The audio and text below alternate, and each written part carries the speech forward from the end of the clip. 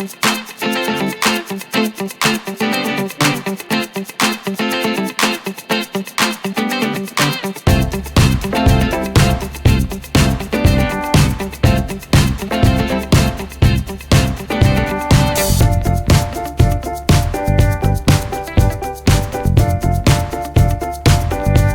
good morning everybody. This is DearMamaSal on a very pretty looking Tuesday morning. It's 10 degrees here in southern British Columbia, which would make it 50 in American. And feels just a little chilly. I don't mind telling you. You know, not cold, but let me put it this way, feels like fall is on its way big time. So there is no more denying it. I have hose and my short boots on. Forget the sandals for today. I keep hoping I'll still be able to wear them. Who knows?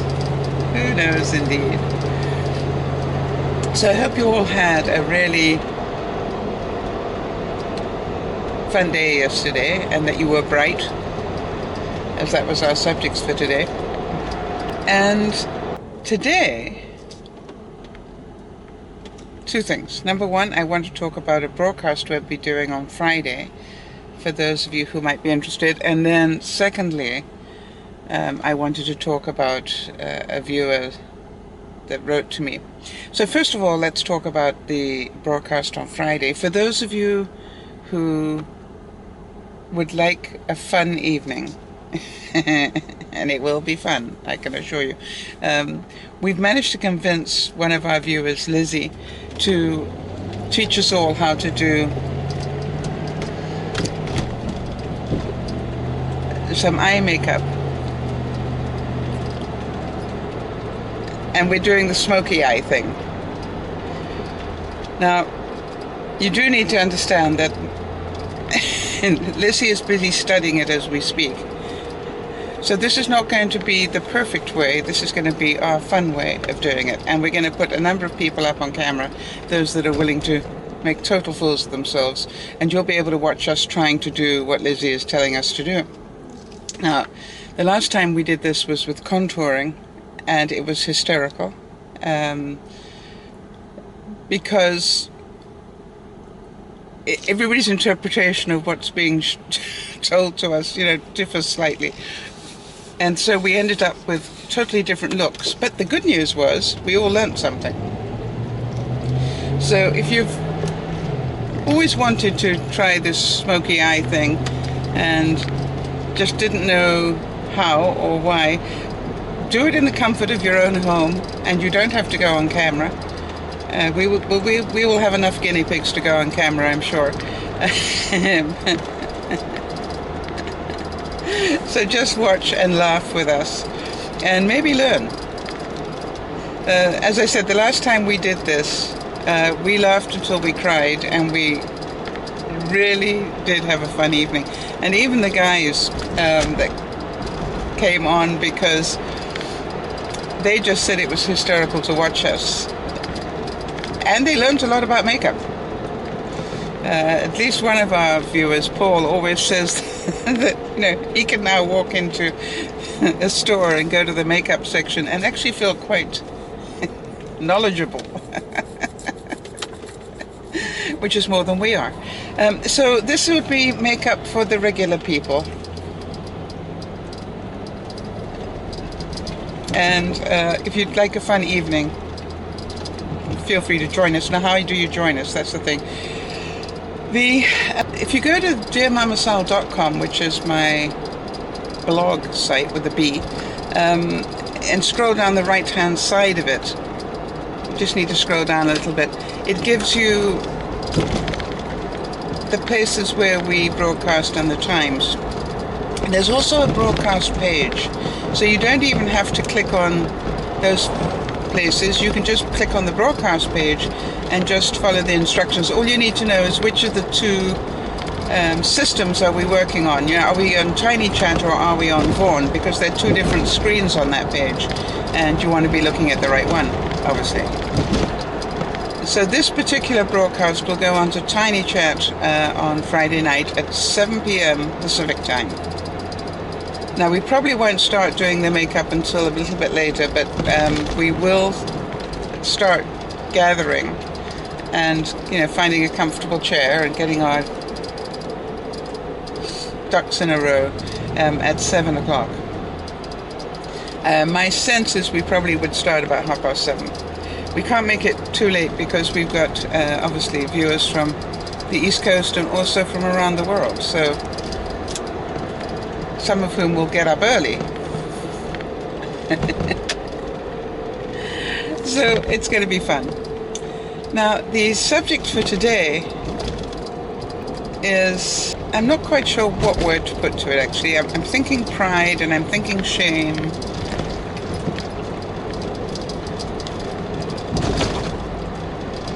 But probably the right word for this one, I'm trying to get the feeling right. To me, the feeling is probably great sadness. I had an email from a viewer, and this was one of those situations that we've all been through in our own way, where she had left home to go to school, and she was not coping well. She was very homesick, and she had not been able to keep a job, so she was financially devastated, unable to eat.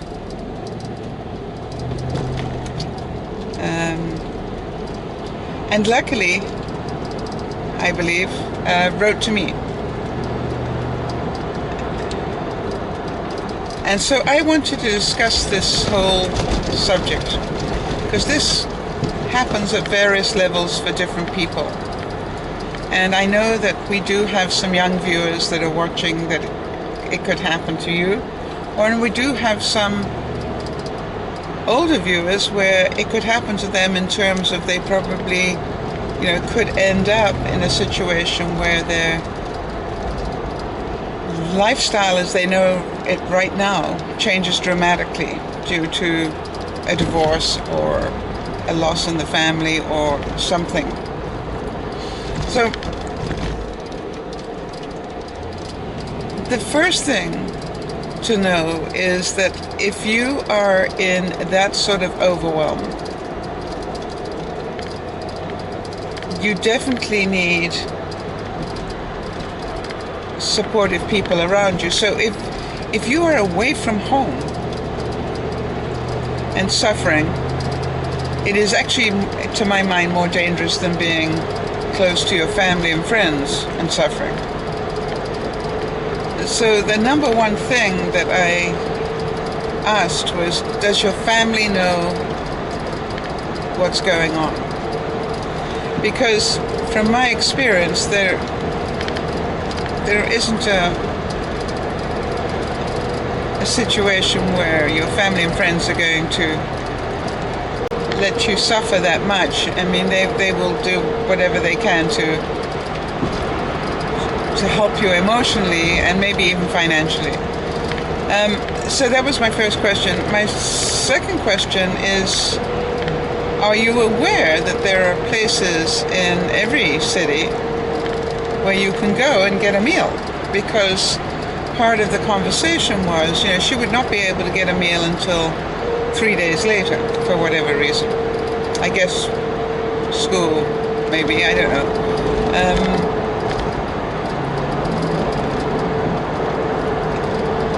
And what I found amazing, and you've got to think about the realities today of this. She had a cell phone or a tablet or a computer, anyway, some way of being able to contact me, but hadn't eaten for days. So you understand, that's called priorities. Now, some of you probably are rolling your eyes and going, maybe she was looking for a handout. But I think you all know that isn't what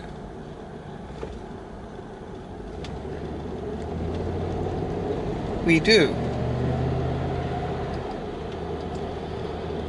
So the good news about this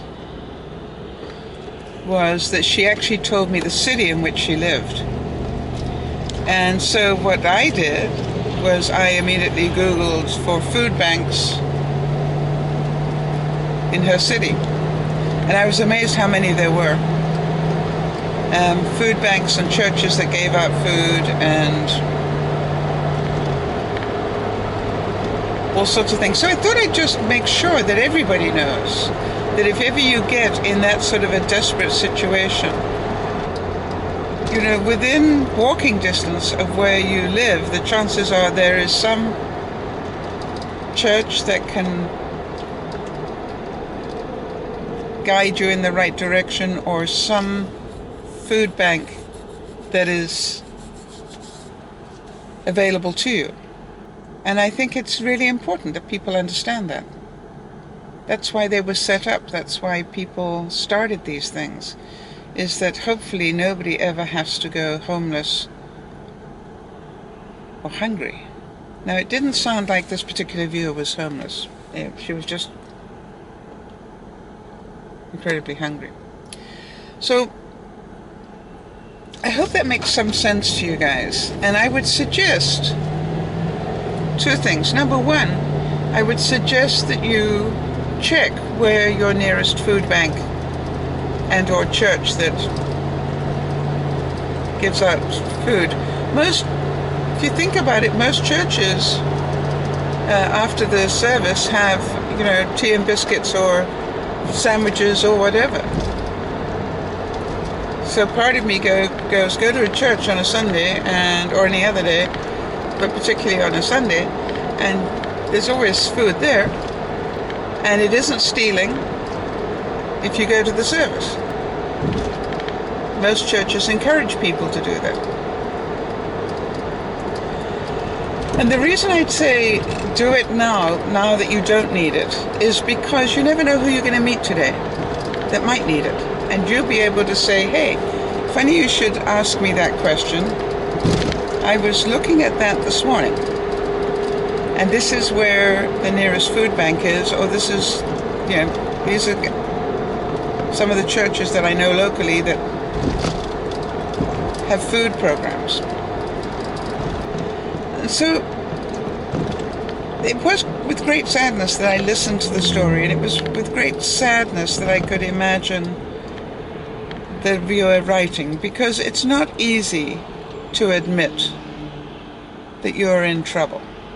And a lot of us have been there and know what it feels like. Our pride will make us pretend that everything's fine for the longest time, maybe too much time. Way too much time. So I was wondering, just in terms of supporting people that are emotionally challenged with something like this at the moment. I've got a lot of viewers who would go out of their way to be a helping hand, not financially, but to be a helping hand emotionally for anybody in that sort of trouble. So if any of the viewers are in that sort of trouble, make sure that you write so that I can tell your story, and that we can.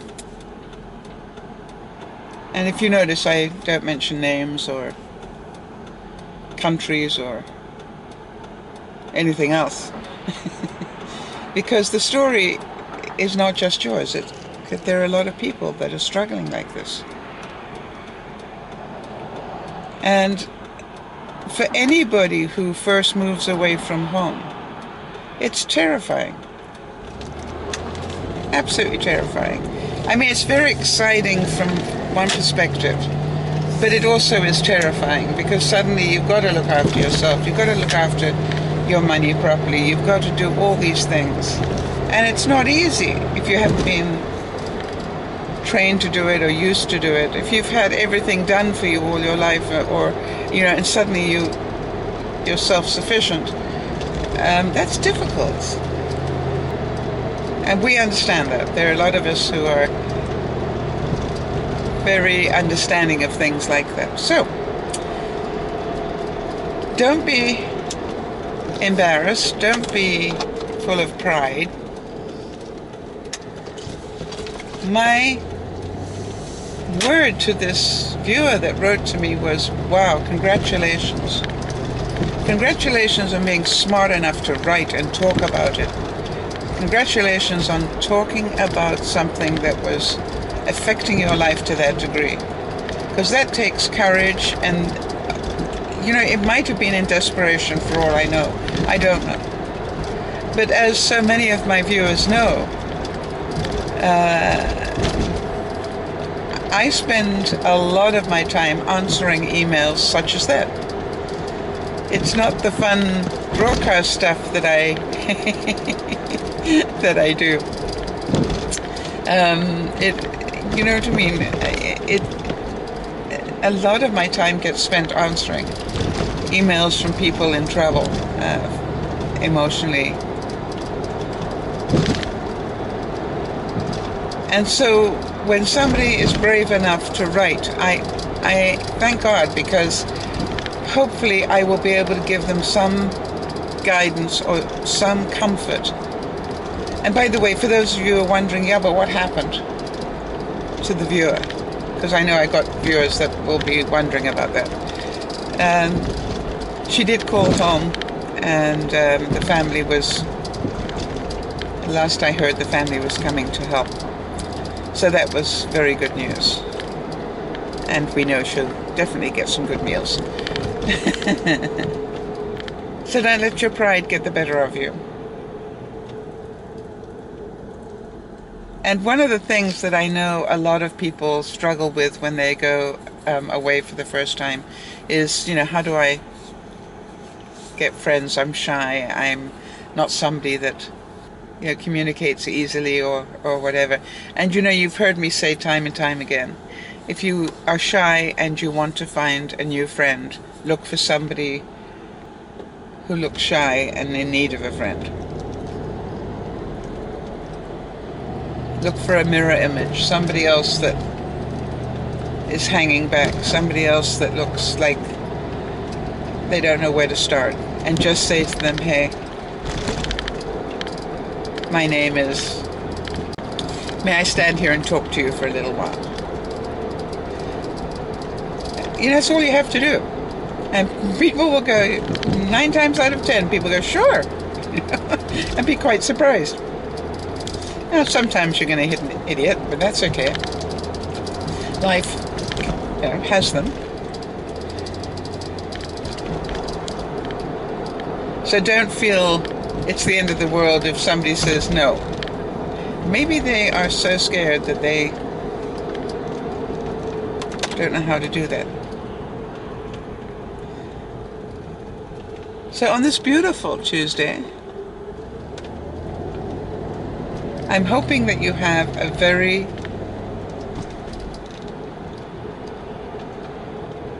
very good day that is not filled with pride or not filled with trying to cover up your reality or whatever. And the words that come to my mind are the words that I will give to anybody in a situation like that. And it took me a long time to learn this lesson, but I can tell you that everybody I know that's living a fairly healthy and happy life will tell you the same thing. Asking for help is a sign of strength, not one of weakness. It's a sign of strength. Now, if you're asking for people to do what you need to do for yourself, that's not what we're talking about. But to actually let people know that you're struggling and give them the opportunity to help you is a sign of strength. Just don't expect them to fix your life. They can come in and support you and help you get back on your feet, but it is your job to live your life. You need to learn to stand on your own 2 feet and live your life. Otherwise, you will always be living somebody else's. You will always be living your parents' life or your grandparents' life or whoever it is that is your primary caregiver. You know, it's just like, learn to look after yourself, make your own rules, and live the life you want to live.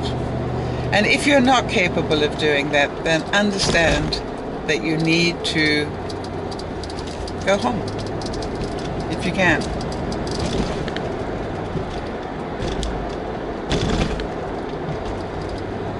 And if you do go home, you live by other people's rules. End of story.